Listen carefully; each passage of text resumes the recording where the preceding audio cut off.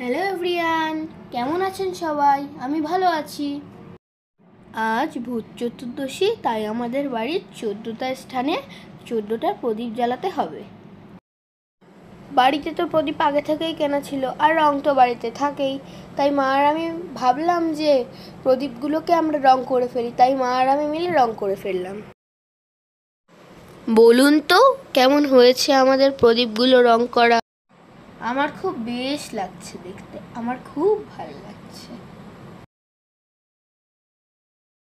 আমি আর মা এখন প্রদীপে তেল ঢালছি। এমন তেল ঢালছি যে একবার মা ফেলে দিচ্ছে তেল, একবার আমি ফেলে দিচ্ছি তেল।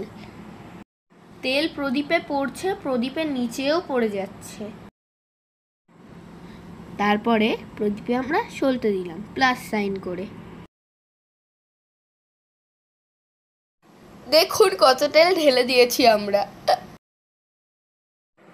এবার প্রদীপগুলো জ্বালানোর পালা।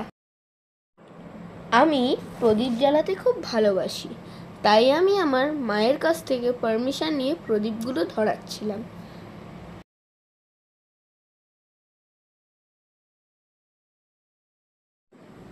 প্রথমে প্রদীপ দিয়েছি আমরা আমাদের ঠাকুর ঘরে।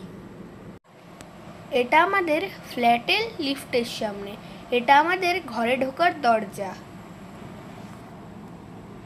আপনারা কে কে আজ সন্ধ্যাবেলা প্রদীপ জ্বালিয়েছিলেন বলবেন কিন্তু।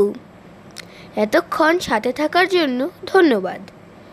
সবাই ভালো থাকুন আর হাসতে থাকুন।